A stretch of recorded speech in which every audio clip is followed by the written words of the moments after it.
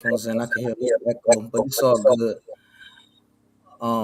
If you wanted to share, you could start sharing that joint. That'd be dope. Oh, you got your phone on? Yeah, you on the computer too, right? Somebody? Yeah, I'm on my phone, but it gave me the option to share on here. Oh, all right. It's all good. All right, Hold on. You already looking fresh. Let me put a hat on. My shit look crazy. go ahead.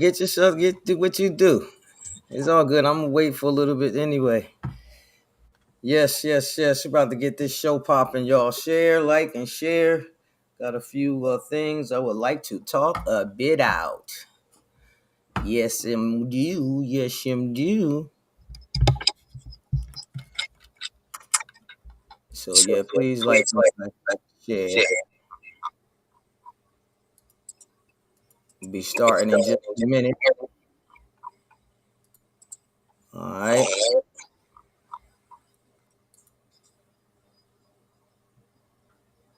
Oh, by the way, this is gonna be on YouTube. So if you're on Facebook or Instagram, be prepared because the full show will not be on there.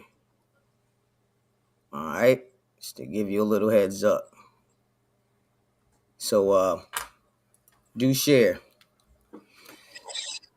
We're gonna talk about a few things today.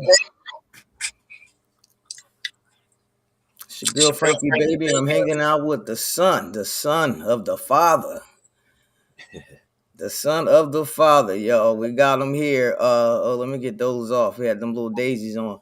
We got him here. Peace, son of God. Peace. Peace. For those of you that don't know, I'm letting people get in there for a little bit. I'm gonna talk to you for a little bit. But for those that don't know, this is the one and only, the original first Dolo Daddy. So we make sure you go like that page up there. I'm gonna make sure I show that. That's right. Real talk. But let me put us like this. I wanted to talk to you a bit, Samaj, because hold on, not like that. How do I do this? Oh, I do it like this. I wanted to talk to you. I don't need the sound, but let's just do it. I wanted to talk to you and talk. You know, a lot of things has been in the news. Let me put this on just for GP. Bow like this, right? So I put it down. Ain't gonna be. Dude, and I'm not one to talk. Can you hear me? Okay. Yeah. I'm not one to be talking about the same regurgitation, but you've heard a lot about Puffy and what's going on with like gay stuff, and then you heard about what do you call it, Kim. There's a lot of people always talking about the industry in that light, in that way. So I wanted to talk more about it on a business side, a business way. Now, how do you know of him? But not how you know him. What can you tell me? What do you think? Do you think people talk more about the business side when we discuss these type of things? Definitely not. I don't think we talk about the business side. I think we talk more about personal opinions.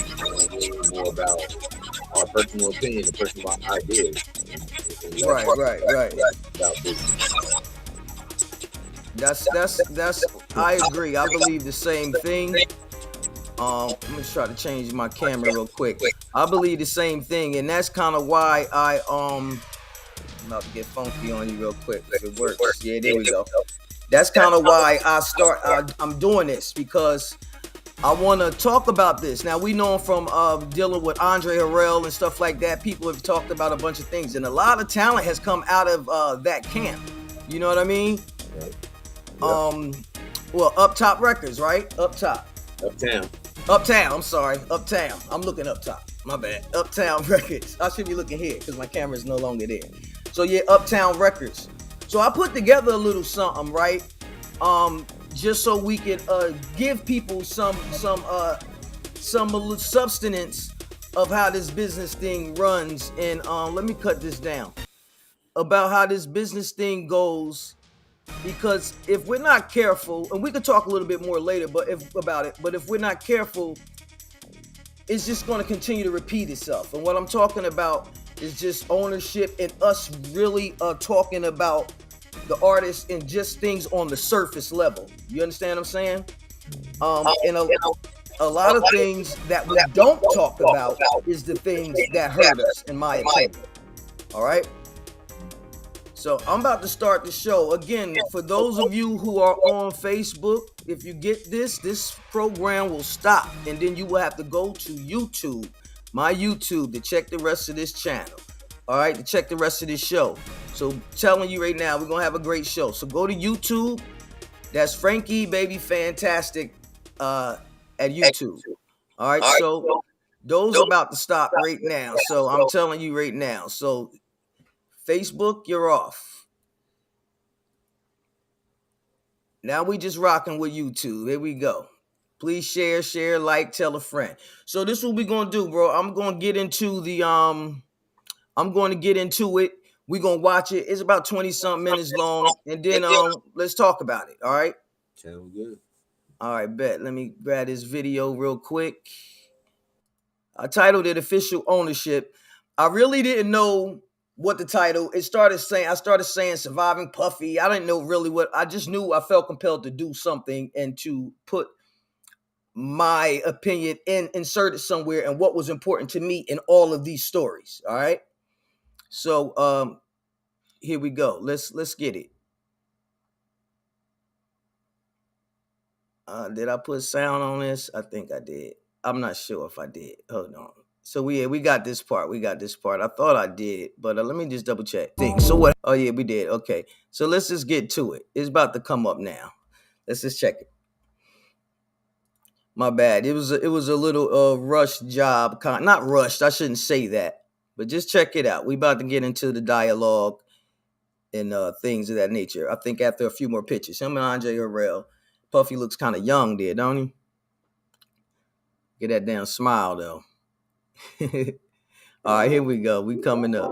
Up Top Records was a record label based in New York, founded in 1986. Excuse me, and it was by a rapper named Andre Harrell. Andre was part of a rap duo called Dr. Jekyll and Mr. Hyde. All right, so he's the one who founded Up Top Records, but what was the parent company of Up Top? Well, before I go there, Up Top Records, they had acts like Al B. Shore, Christopher Williams, Guy, Heavy D and the Boys, Father MC, Jodeci, Mary J. Blige, Notorious Big, and Soul For Real. Do you remember that? You like to hear it? Here it go.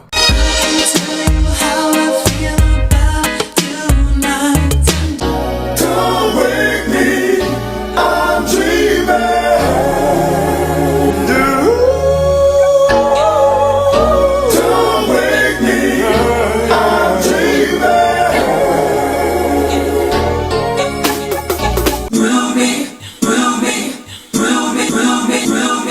The overweight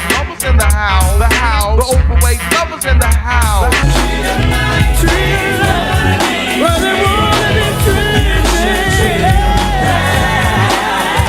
Why girls play with my feelings? I don't know, so that's why I ask. Come on. Come and talk to me. Real love. Uptown like stuff. Bad boy like He formed a group with Alonzo Brown. All right, the group's called Dr. Jekyll and Mr. Hyde. They had a hit song called Genius Rap in 1981 and AM and PM in 1984.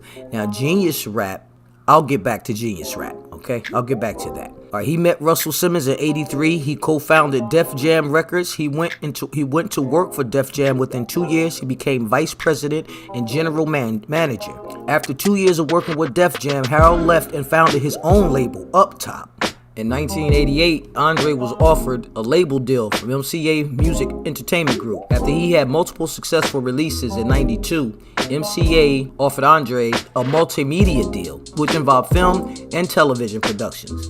They developed a feature film Strictly Business and Fox hit police drama series, New York Undercover, which aired from 1994 to 1998. Now let's talk about MCA Records. MCA Records was an American record label owned by MCA Incorporated, which later became part of Universal Music Group. In 1980, Corey Robbins, who was 23 at the time, had worked briefly for MCA. He wanted to start a record label. He invited his friend, his good buddy Steve Plotnicki. to become a partner. They each borrowed $17,000 from their parents. They purchased a used Panorama Records subsidiary from MCA. Okay, so that's the connection. So they have their little help too from MCA. And Profile Records was born. The guys Corey Robb and his partner Steve Plutnik already had relationships with the group Tom Tom Club. So Genius Rap and Hip Hop had already been, out and doing its thing. And then we have the Genius Rap that comes out, which is by Tom Tom. So they'll have Dr. Jekyll, Mr. Hyde do these things. So what happens is, these are monies that are shared. They escaped financial ruin by a mere 2000. Okay, so the Genius Rap, with that song, Hip Hop, that really helped those guys, okay? But the real point of the story is Hip Hop had saved those two guys striking out on their own, trying to have a record label. So now we have MCA, Profile Records underneath now, and then we have Up Top Records. You understand? Genius Rap was what gave them their lift. They was down to $2,000 before that company would have folded. The Genius Rap is what gave them that ultimate lift, and then from that they will record different things with different artists. Twin Hype, Run DMC, Poor Righteous Teachers, home from Trent, New Jersey. Just to name a few, y'all. Just to name a few. Now let's take a listen to the hip hop version of Genius Rap, and then on the next drop I'll play the original version from the top. Take a listen. This is what saved Profile Records.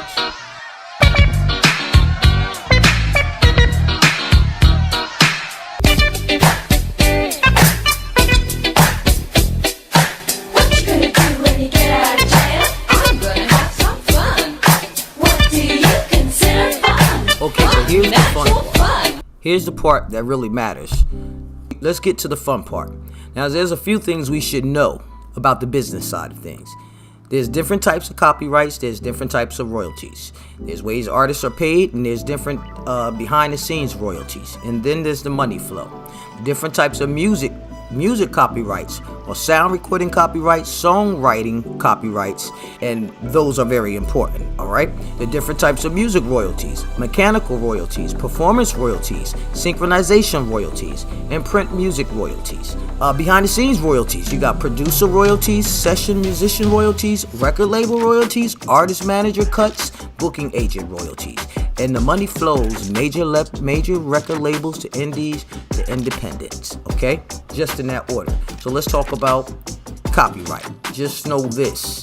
Master rights usually belong to either the artist, the record label, or the recording studio if the artist is unable to pay for their recording service, or any other party that finance the recordings. Songwriting copyright. In order to have permission to use the music and lyrics in the first place, you need to obtain permission to use the song itself. The publishing side of the music refers to the notes, melodies, chords, rhythms, lyrics, and any other piece of the original music. So when copywriting a piece of your own music or requesting permission to use a piece of music owned by someone else, you need to keep in mind both types of copyright, sound recording and songwriting. The mechanical royalties are generated through physical or digital reproduction and distribution of your copyrighted song. Okay? Mechanical royalties. Performance royalties. Performance royalties are generated through copyrighted songs being performed, recorded, played, or streamed in public. Synchronization royalties. Synchronization royalties, or sync royalties for short, are generated when copyrighted music is paired or synced with visual media. Synchronization licensings give the license holder the right to use the music. A lot of Facebook have sync licensing. Okay? Print music royalties. Print music royalties are not as common for recording artists, but are a common form of payment for classical and film composers. All right. Streaming royalties are still under a category of mechanical royalties. They aren't as straightforward as mechanical royalties from physical sales. A single stream generates both mechanical and performance royalties. Performance royalties are negotiated in private and between streaming services and performing right organizations. So we'll continue to focus on mechanical royalties, all right? When registering a song with your pro, a BMI, things like that, ASCAP, you will notice that your performance royalties is actually split 50-50 50-50 into two sub-royalties, songwriting and publishing. Songwriting royalties will always be paid out to the credited songwriter of the composition. There is absolutely nothing any record label, publisher, producer, manager, or bandmate can do to take this royalty away from you. If you are credited properly, you will get paid. Publishing royalties. Publishing royalties make up the other 50% of the performance royalty. And unlike songwriting royalties, publishing royalties can be assigned to outside entities called publishing companies. Music publishing companies temporarily take ownership of your song and manage the lifespan and monetary potential for your music. But if you are not signed to a publishing deal with the publishing company, you might be missing out on 50% of your performance royalties. You dig? Then we have producer royalties. Some producers are paid flat fee through a work for hire agreement or in advance for record labels for their work. But another way to pay a producer is through a music royalty known as points.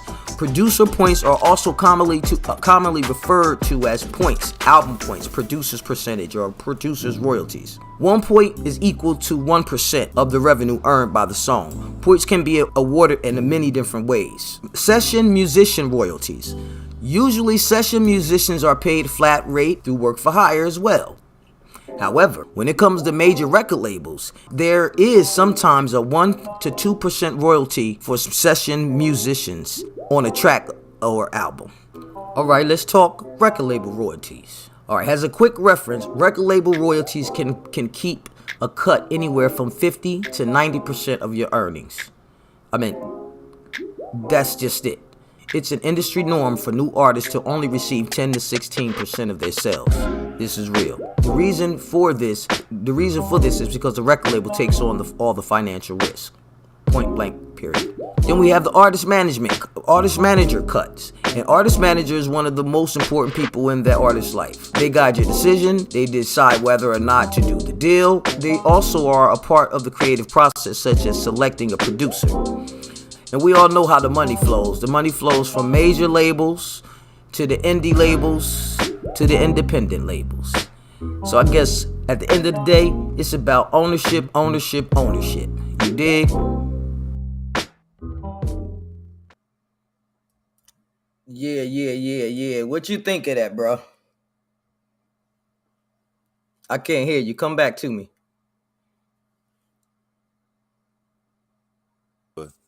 There you go. Stuff on mute, so I ain't had no background sound, but very insightful. Shit, you told the whole story of where the revenue flows. Right. We need to be more conscious of where that revenue is flowing. Thank you. That's exactly why I felt compelled to do it, because most people, when they talk, they miss that key point. They miss the point of the fact that the majors already got the managers. They got everything that you pick that's coming out. They actually have their hands in all of those. These are their friends. Right. You feel me? So the more independent and owner things that you can have, the better it will be. And I didn't know that until I did the research about that song, Genius Rap. That was one of my favorite songs. Yeah. And that group was from overseas. Yeah, I never knew that. Yeah, so what we're talking about is it was a new time. So just like when I should say this though, Andre Harrell was educated, okay, and he ended up going into radio. Right. So when you're in radio, and so did the Profile Records, the people who started Profile Records, which they started it, and Andre started up top, right, Uptown. Mm-hmm. But here's the thing: they started Profile Records, right? So here we are, even Steven, right? Mm-hmm. But Andre worked in the radio. So he went and got talent. He started doing compilation albums with different rappers, the Uptown crew, right? Mm-hmm. So the Uptown crew, and he goes to these white dudes who used to work for MCA. Now they don't longer work for MCA because they say Andre is bringing them some stuff. Let's create our own industry. Then we could become the mother company of Andre Company. You understand? So it just keeps going up. I find it brain boggling because even before Andre, we already had the underground. You still had people underground doing hip hop. Right. It was several artists. That's how he was able to even make them compilation albums because there were artists already out that he was snatching up to put on the compilation. Some of those artists like went further to have careers. Some of them didn't. They was just on the compilation. You know what I mean? Maybe Right. had a song or a verse or something like that. Right. But yeah, and that was kind of genius because it was, you know what I mean? It was a start to something new that people didn't know if they was gonna latch on to. So why put out whole artists and whole albums, whole projects if he wasn't sure whether or not people was really going, you know what I mean? Let's give him a taste of several artists, you know what I mean, on one project, and then put out those artists after that. So he had a good thing going. Well, I say this. I kind of say it was new not only to us, it was new to them, and it was new to us. The point is, we sometimes you're not going to, without you reaching and digging deep to really learn something, because Universal used to be Decca. Like this, they got history, and like I said, those guys who started Profile worked for MCA. So my point is just to they have an end game to own something. Let's exploit these cats, because keep in mind I said in there that they were losing money, so this became a vehicle for them to recoup money. They had only $2,000 left, and they said, hey, let's buy that Genius rap, let's buy that, let's license that beat so we can use it and bring these hip-hop people in to do this, create multitudes of money. I think Andre and them wasn't thinking on that level. So if we had more think tanks, we wouldn't have needed Profile. You feel what I'm trying to say? Right. More think tanks to think of ways to maximize this business with keeping the ownership, because it's, you know what I mean? Wow. You got compilations, and how they got him. Let me say this: how they bled him. How they see this is how they do you. How they got him was they gave him what I say, a multimedia deal. See, MCA was trying to give him a deal. He turned it down. He was trying to be strong, but they gave him a multimedia deal.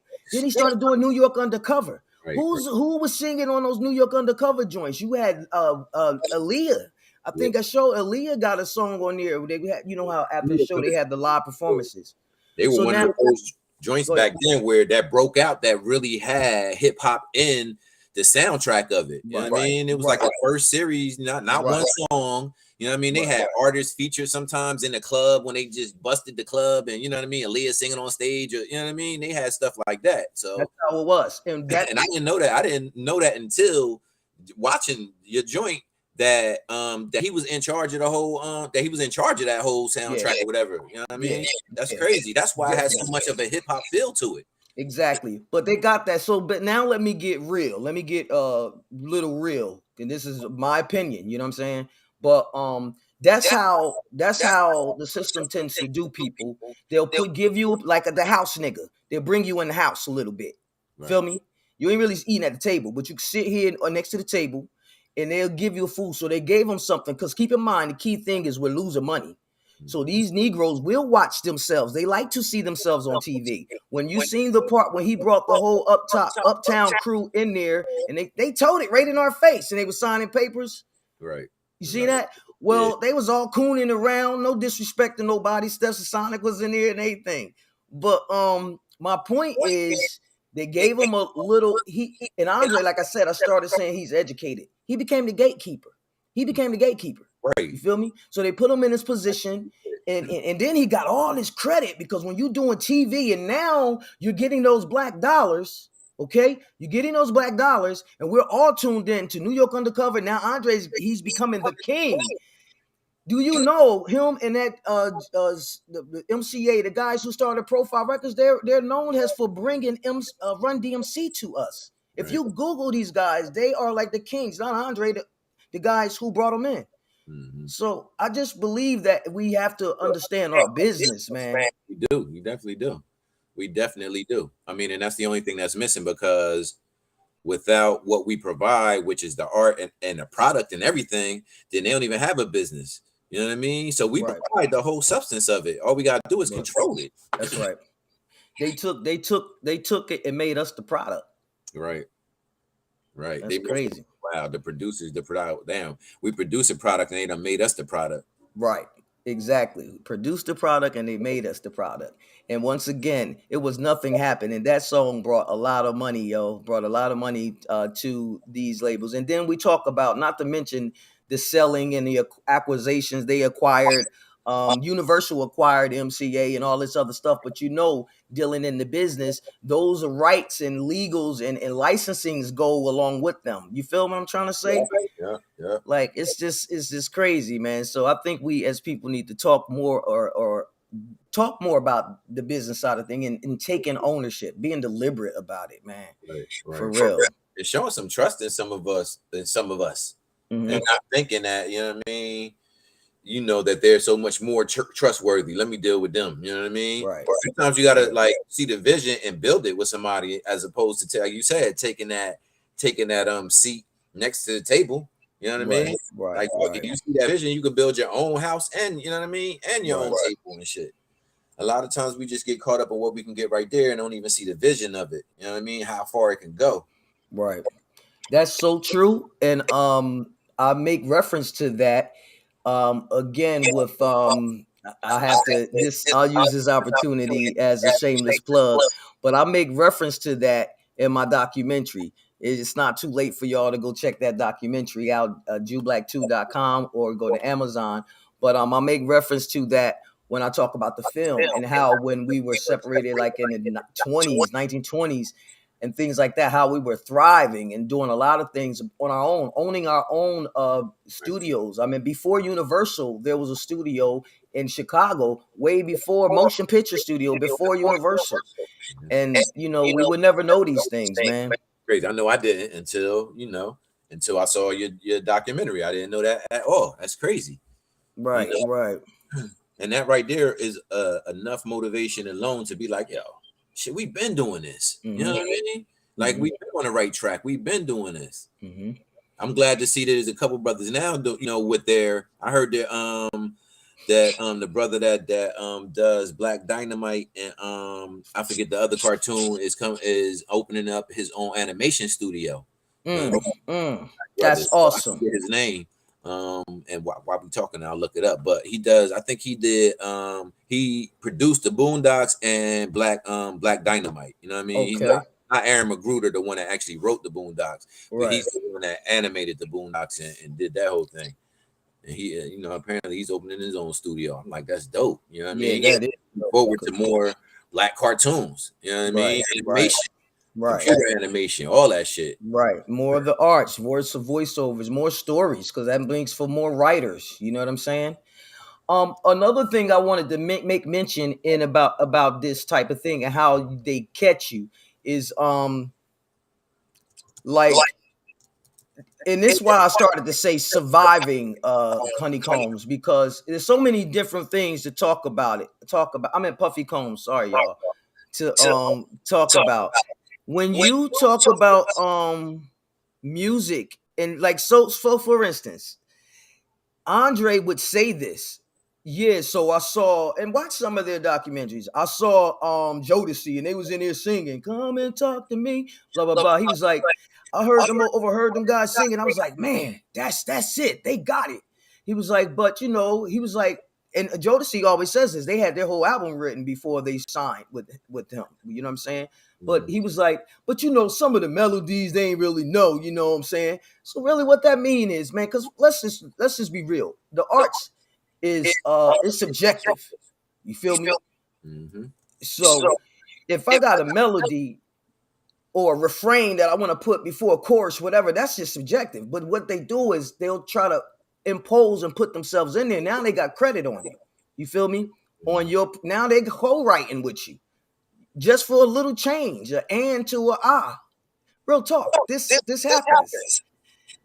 And you can check the list. Don't just take my word for it.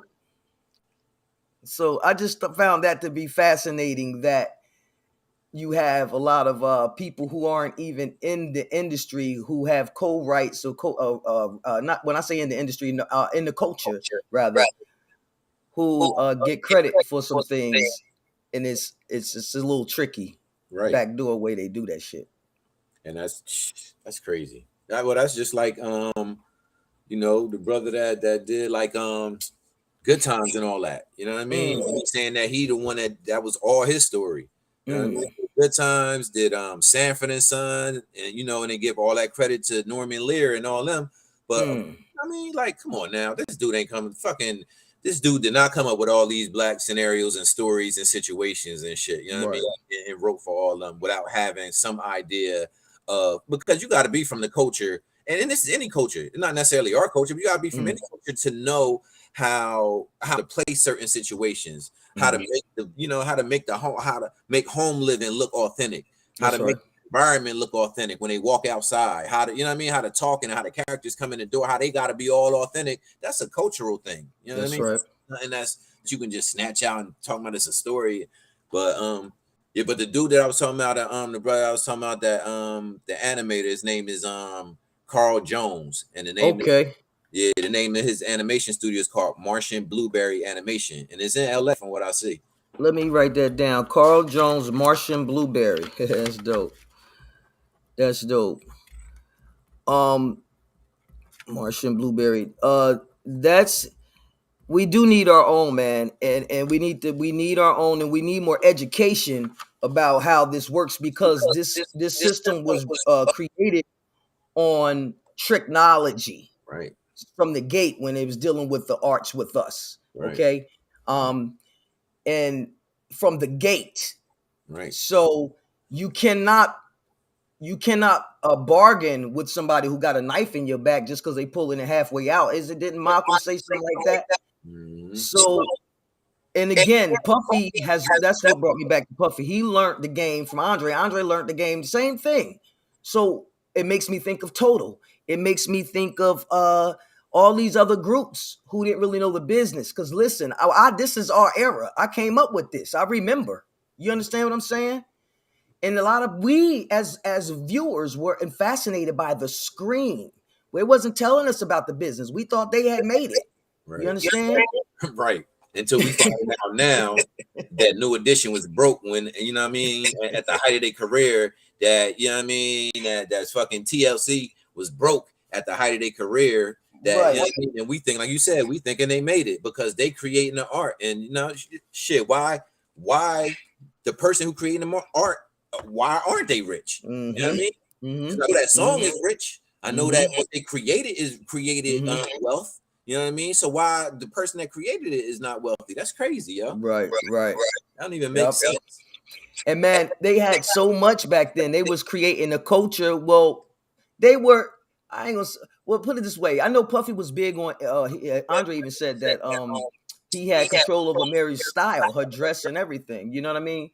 And it's crazy because he also, if you ever watch his interviews, he also says something like, in the meetings, I let every A&R, your ideas like this. You got to fight for the artist. If you got to keep telling me what you think until I agree with you. So if you remember a movie Puffy played in, Get Him to the Greek, did you ever see that? No. Oh yeah. Get him. Yeah. And remember, he was this executive, and everybody was cutthroat in the meetings, right? If you remember that, it's just funny how I see the art mimics the realities and some of the things that we weren't privy to. You know what I'm saying? It's just amazing. But I will say this: I don't think that business can go on. It's like continue the way it is, because look what it's done thus far. Right. You feel what I'm saying? Yeah, I think the internet kind of made it more so that people, it allowed people to, and probably kind of forced people to take control of their business. You know what I mean? Because you got something, you want to put something out, and you don't have a middleman there, you able to put it out. And now, some of the people realized that was lucrative. They were able to get something back from it, and that money started coming in. And now you got to manage that. You know what I mean? And they, that kind of also spawns companies to step in and also try to manage your businesses and stuff like that. And now you got people coming in and putting their hand in and getting their hand in the pot when they ain't even really have no hand in creating. That's right. At all. But I think the internet kind of provided an opportunity for us and forced some people, and even COVID forced some people to take charge of a business or of their business, and you know what I mean, and kind of put more thought into it and allow them to take more charge of it. I don't know if that'll stick. I don't know if that shit will grow. I know they asses end up coming up with another plan and alternate plans when they see things, happening. So absolutely, because I believe that there's a common agenda. You understand? And when you have a common agreement and agenda, it makes for everything easy, better, like it is in your favor. And we don't have that. We never had that coming into hip hop. We never had that. In fact, we were, I mean, Sugar Hill, like again, that was the one time that all black people alone owned hip hop and controlled hip hop, and that didn't last very long because again we step into the industry right now with things that's changing now. It makes me think of a shout out to Burna Boy who got a record deal. So it's still music going on. There's more entities and still we don't know where are we in the know. We still got people saying I don't own the rights to this music on Facebook. So what that tells me that you don't really know how that legal shit works because that's not how it works. You're not disclaiming nothing by saying that. You know what I'm saying? So my point is that with new music still coming up and life still going on and more technology, until we disrupt that whole system and way of thinking and come up with a common goal, it will never change. And I think more importantly, now we should come up with that common goal because hip hop, well, rap is toxic. It's not even that anymore, and it's not even from us. Right. It's not controlled by us. So I mean, it's like it's being produced by us. But like you said, like we just what you call us products ourselves. Right. You know what I mean? Real talk. So they just gave us the recipe of what they wanted us to produce, and then we produce it, and then they put it out like that. You know what I mean? So you absolutely right. They we don't control any of that shit. They control in the narrative of it, and they control in the vibration of everything. You know what I mean? They got us on a whole other vibration. We I think sometimes the I don't know, some of the artists that we listen to sometimes disappoint me because I feel like sometimes they can put their money together and do something, take control of something, come up with a what's the name? Not independent. What's the other one? Just come up with something. Come up with a distribution company so that you don't have to distribution. Put your name behind it because a lot of that shit is backed by a name. You know what I mean? People buy songs or artists from Sony. They can stock them in the store because they know that Sony, or if they got a record deal and they went that far with it and got a record deal, Sony put out reputable artists. You know what I mean? Whatever you don't sell, they'll take back. You know what I mean? So like these artists need to put their name behind these things, not just calling it, such and such record label, you know what I mean? Miscellaneous record label, and people don't know who's behind it, and people don't know who's backing it. They need to put their backing behind it. They need to put their stamp on it, they stamp of approval, and people need to start sending. Or if you ain't got your money in it, then this artist just be an A&R. You know what I mean? Be an A&R for that company. If you don't have no money in the company itself, like do something to help. We need something. We need something that's controlling this. We need something controlling this, and it don't have to even be radio. We don't have to do that. If we can get control of the culture, then we can control it. And we put out what the hell we put out, and then they just gonna play whatever the hell we put out. And if they don't, then it's enough. It's enough. There's enough platforms to get it played anyway. Right, man. I believe, like I said, their common goal is so tough and so thick that is going to take something real serious. And I'm sure those artists probably thought of that. But I know in contract, they be having these things called non-compete clause. Right. You feel me? And again, like I said, they have a common goal. And that makes for good business. I'm not going to bring you up so you can compete against me. You feel me? Or do go in business with you for you to compete against me. And then besides, they set the whole system up. I was going to give you an example of when they do voting for the best hip hop, best R&B, and all that other stuff. Well, not besides the voters, but sometimes that's why you'll see an artist with a rapper, somebody like Griselda Banks. I wouldn't even know who that is if you put her in front of me, but I'm just saying that sometimes you got people paired with a pop artist, and then they'll end up getting the best hip hop single or something like that. Right. Technically, only because of the pop artist that you feel me. So it becomes they sneak in through the genre is what I'm saying. Right. So that that's a scheme within itself. I mean, that's why we have to just disconnect, I believe, from it, bro. Yeah, you absolutely right. Yeah, absolutely right. Like no backing by that, like and that shit. Stuff like that a lot of time is up trying to be sabotaged. You know what I mean? They try to sabotage shit like that.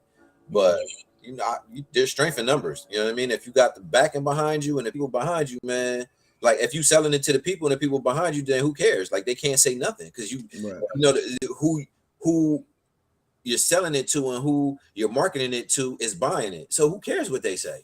You know what I mean? Whoever's gonna listen to them is not your market anyway. And not only that, most of these artists making money off their businesses. Ain't nobody really making no big money off no music. Yeah, that big money is coming off, especially now. Music.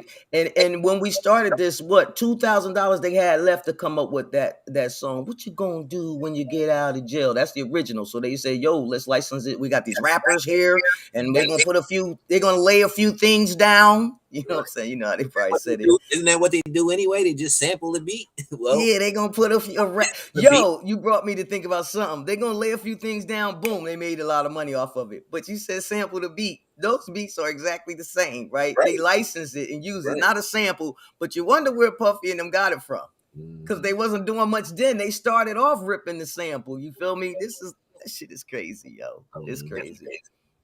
Yeah, man, it's just crazy, man. It's mind-boggling. It's a lot of hip hop songs in the past that we thought were samples were just replayed. Sometimes replayed by that artist or by that drummer. So that drummer who actually played on the original, they actually got it because they, a lot of the shit that you're saying and the licensing, they already associated with that. The label is already independent labels already associated with the major label of it and shit. You know what I mean? They got the licensing already. And just bring the drummer in. You know what I mean? They're sampling. And you want the real drummer? We got the real drummer. Right. Right.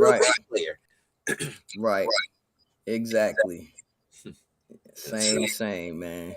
Yeah, and as a matter of fact, I heard what's the name? Something kind of connected to that. I'm sorry, real quick before you say that, you right on that, because Into Me got credit on Juicy, not like on Juicy. You feel me? And they didn't use the singer, they used I forgot that singer. I forgot who sang the background. I know her too. They called somebody in. But anyway, go ahead. What you was about to say? So I was gonna say when what's the name, and I don't know how true this is. I didn't actually look into it, but the whole what's the name, Interscope, and when Snoop first came out. They said that Interscope actually was just a mother company of Seagram's, and Seagram's owned gin. You know what I mean? Come out with a song called Gin and Juice, and he said, got me some Seagram. He said specifically Seagram's gin. There was mad types of gin out at that time, but he didn't that one. He didn't have to say Seagram. He could just right.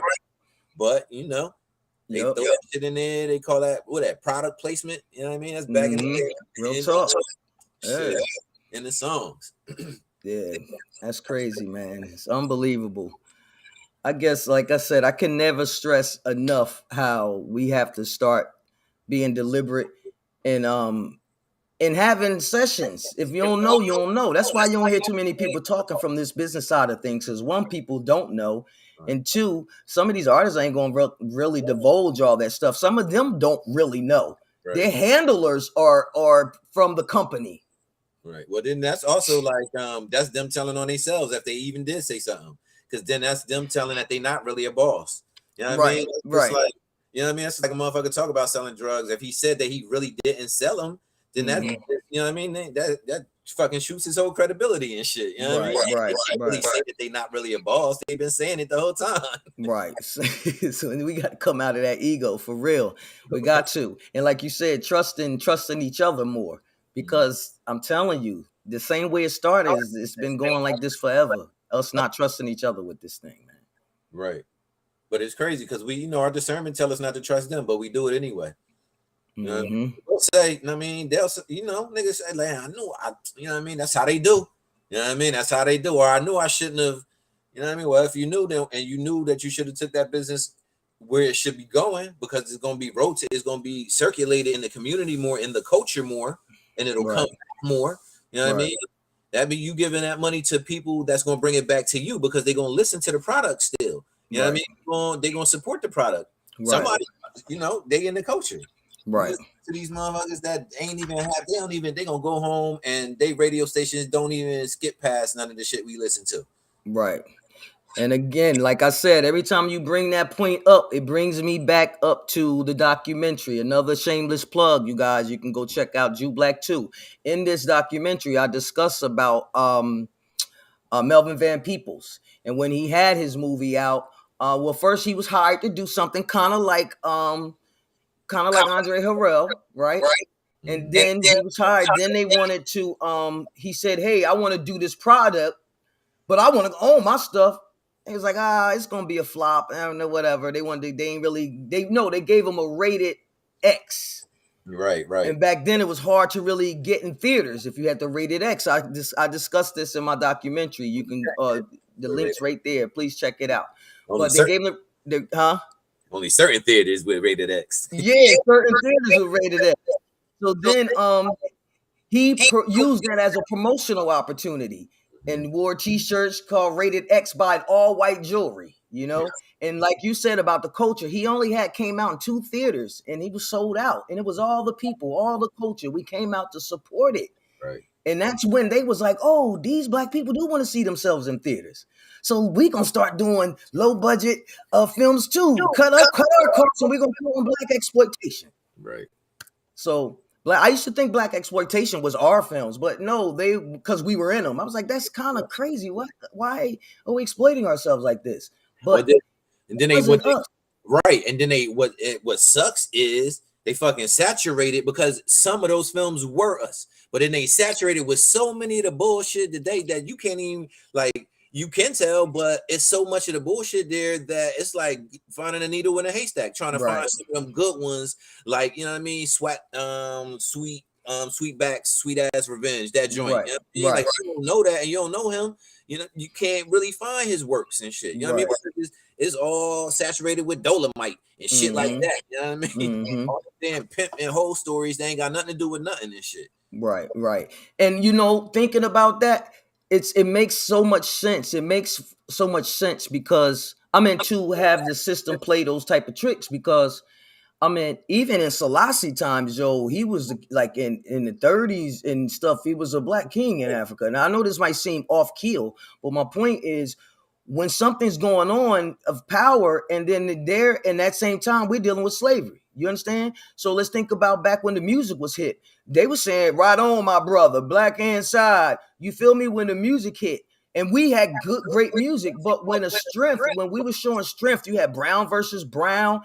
Every uplifted black man, of course, they had to change some things because the culture, word, power, and sound, that frequency can change the whole thing. Look at us now.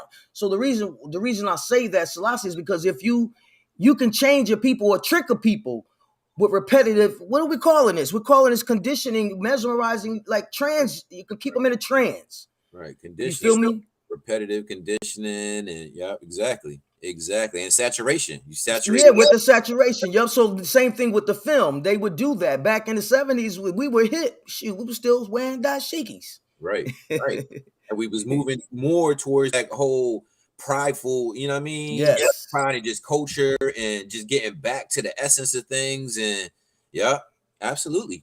Matter of fact, shout out to Wise Intelligent because he did a conference. It was a video he did several years, probably like early 2000, where he talked about that. He break down the years when Public Enemy was being played on the radio and our attitudes during that time. And then when it switched to, you know what I mean, the vibration got a lot lower and it started being more pimps, hustlers, drug dealers shit, and how we started moving away from that type of just that feeling and that in society and having that pride and standing up and actually showing that shit. You know what I mean? He actually breaks down some of that period in time. It was like a 10-year period of time. And you can see it. It was obvious. You know what I mean? That shit was obvious. I remember it because I remember going to or just watching like BT videos and stuff, and after a while it just started being a lot more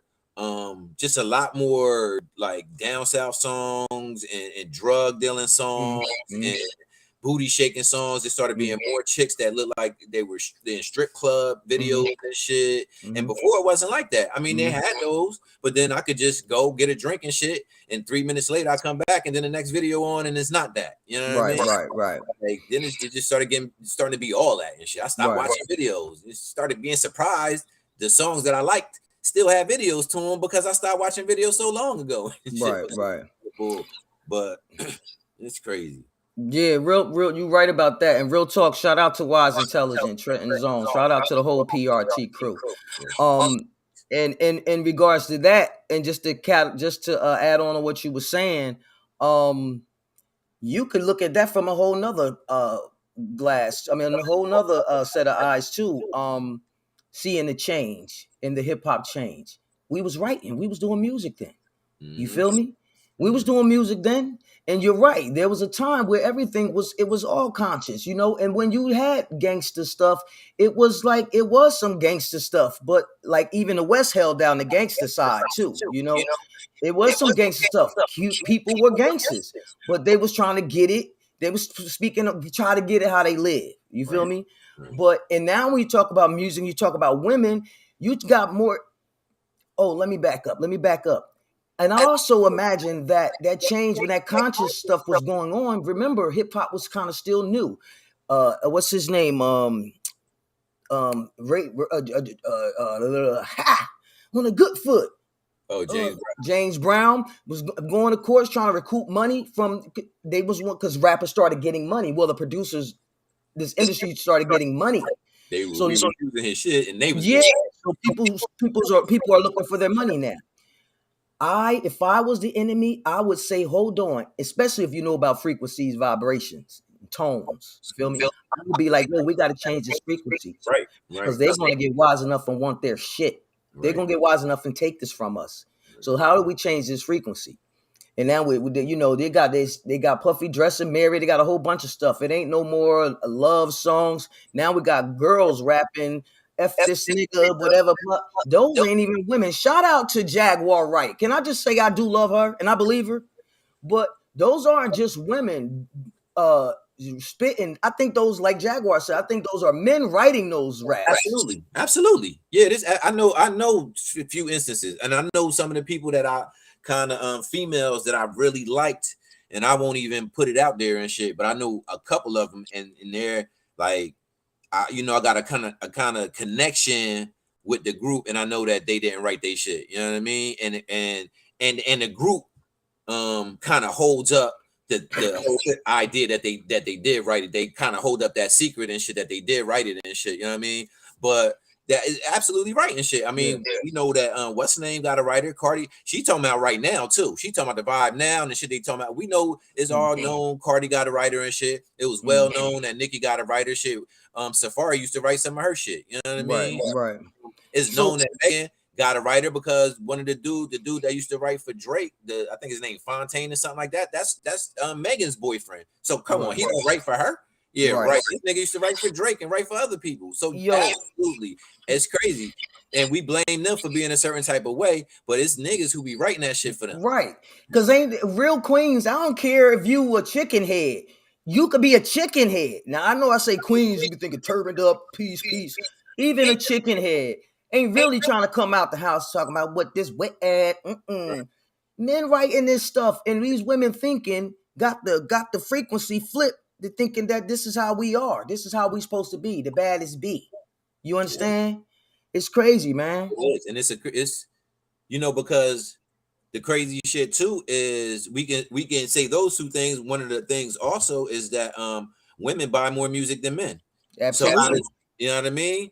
So that's true that they probably don't want to write it, but they are listening to it and they buying it. Of course. Yeah. I mean, if you indoctrinate yourself and give a few mantras, you're gonna believe it and celebrate it too. So you know what I'm saying? That's where they are. That's where we are. It's horrible. It's horrible, man. Yeah, it is. First, everybody wanted to be Lauryn Hill. Right. And it's crazy how short of a time that shit changed. You know what I mean? Very short period of time. They needed to turn that shit around. So I'm gonna tell you, affirmations is serious. Whatever people listening to, you listening to stuff and you talking and saying this stuff out, if you talking negative to yourself, watch how you talk to yourself. And you can start, shameless plug. Here's a book for you. It's called Color Your Success. You feel me? There's words in there like I'm the greatest, I could do this. It might seem stupid, it might seem minute, it's something small. But what we keep telling ourselves is very real. And every time you're listening to that radio, you telling yourself that same thing. So Right. I challenge yourself. You feel be active, get active about it, man. I'm also let you share with you. Influence me. Influence me is about people that came into people that I've in my life for things that I wanted to do. That I went sought out and got some influence, and I used that stuff to better my life. And shout out to you and the Seeds for supporting this book here, brother. No doubt. Shit, you Real influence talk. us. That's what's up. That's real talk, man. That's real talk. You want to get some plugs, something, give some shout out, say something, anything to the folks? Shit, I just want to send some positive vibes out to universe. You know what I mean? Some good energy out there. You know what I mean? And hopes of getting it back. And who's ever listening, whatever you got from this, you know what I mean? Like take it for however you can take it. You know, it's just they're just our opinions, just my opinion, just my ideas and my thoughts of how things are progressing in life. So Real talk. I feel that. I feel that. What's good with Dolo Daddies? shit, I'm still Dolo Daddy. You know what I mean? You know what I mean? Kid Dolo Daddy's still here. I need to get some more things up. I got a lot of things going on. You know what I mean? A lot of, especially for the kids, a lot of things going on. So I really do need to start I say documenting more stuff. Actually, I got a few things that I've documented that just haven't been published. So you know what I mean? Word. It's my life, so that's every day. That's what's up, man. That's what's up. There's Dolo Daddy. I'll make sure y'all go check that out, man. We appreciate all the love and any type of support, because that's what it takes and that's what we need. I believe it's time for us all to just get it. Stop thinking you are what you're waiting for. Right, right. You know what I'm saying? And you shit, I see you and me. You know what I mean? I Real see talk. you and me. Like we all like, this is That's right. can't get nowhere by yourself. That's Real right. talk. You know what I mean? Like we have to do this collectively. It has to be a collective thing. And I'm not talking about hand holding nobody or nothing. You know what I mean? We know where we need to go and we need to get there and meet up with each other there. That's what Real we talk. Real talk. That's real facts. That's real facts. Well, man, I appreciate you hanging out, man. And where can people check? Oh, you can check them at Dolo Daddies too. I forgot. Tell the Yep, people. Daddy. And you'll see me, you'll see my face. You know what I mean? You'll get It is. this ain't the first Word up. time, so Word up, man. Shoot, man. What you oh got well, up for the rest of the night? I know it's on the. What's up? I want to say I do. If you want to check some more dialogue out, you know what I mean, you can check out True School Therapy. Is on a lot of the podcast programs, Stitcher. What we Say got? it again. Say it again. It's called True School Therapy. So TRU. Hold on. Let me write it out. Let me write it out. Here, tell me it. I'm gonna put it up on it. TRU. School SCHOOL Therapy. So True School. The only thing that's spelled different is True. So TRU True School Therapy. It's just is four or five. It's five of us, but sometimes only four of us, and we just talk about things that's going on in society. That's it right there, right? Yep. True There School we go. Therapy. So go ahead, tell me about it. And it's just about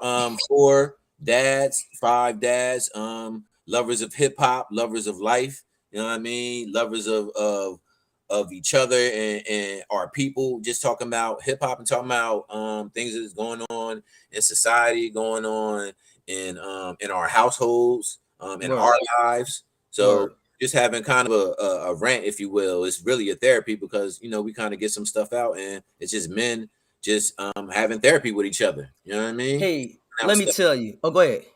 Now, go ahead. I'm done. Just talking. Let me tell you, I think that is awesome. If you heard that, it's right there. True School Therapy. Check it. What platforms is on all platforms? You said, right? Yeah, all most of the podcasting platforms, Stitcher, it may be on what you call it, Spotify, I believe, but there's on a few of them. My man put them on, and there's like he named a whole bunch of names I hadn't even heard before. Word. But it's Okay.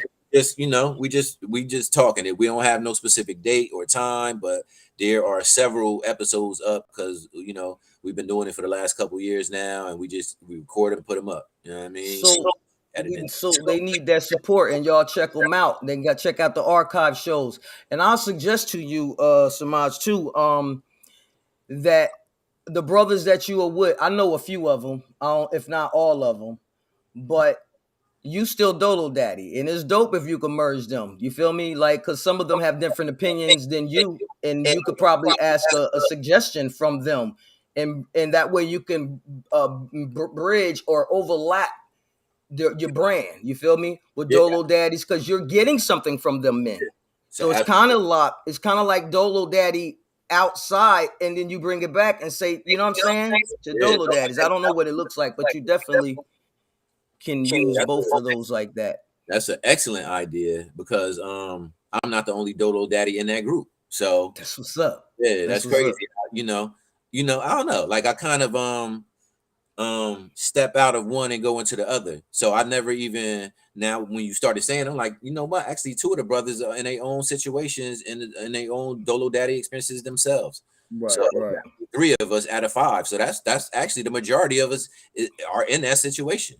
So that's crazy. and a little more to that. I think it's an excellent idea. I love that. Not idea. I think it's an excellent thing that you're doing, that you guys are doing, you fellas, because a lot of men, man, we need to normalize men talking to each other, loving on each other without being called gay. We need to normalize men being honest and open and sharing their hurt and being okay to show their pain. You know what I'm saying? Because that's why you got these young boys killing up everything, because they don't know how to process a lot of things. You know what I mean? They grew up on the Jerry Springer culture, which has no resolve. They don't have no issue resolved. You know, they didn't teach that on Jerry. Conflict resolution, not at all. Resolution, there it is. I knew I would get one. You throw some food at somebody. That's how they resolve that shit. You know what I mean? You gotta get somebody the conflict resolution. The nigga jumping up there to hold them back. That's the conflict. You know what I mean? Right. At all. Right. Yeah, man. Jerry Springer. Yeah, didn't think about that. That's Jerry Springer. Jerry generation. Yes, it is. Yes, it is. Yep. But man, it's been cool hanging out with you, bro. For real. Thanks for having me. I appreciate it. Gotta get me back. We gotta do another one. We gotta find another topic and go in on it. Absolutely. Shoot, I'll be looking through one. I'm sure there's plenty out there to talk about. Again, I try to tie them in with what's current and just keep it business, so I can also give someone some motivation and just some insight, and not just beat the repetitive same conversation. Right. And that's what I don't want to add to the noise. I want to raise the frequency a little bit. So, all right, we about to be out. You know what? Let me play my intro. I ain't played my intro, y'all. Let me play my intro one time for you. Let's play it.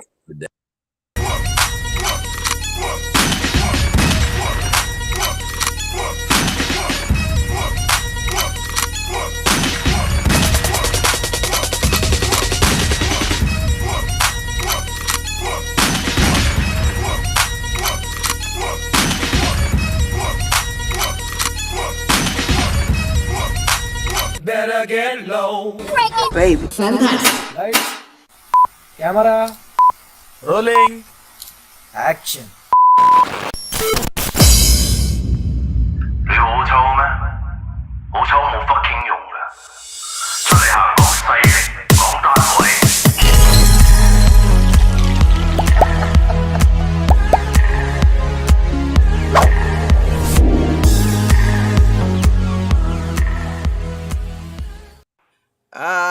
It took me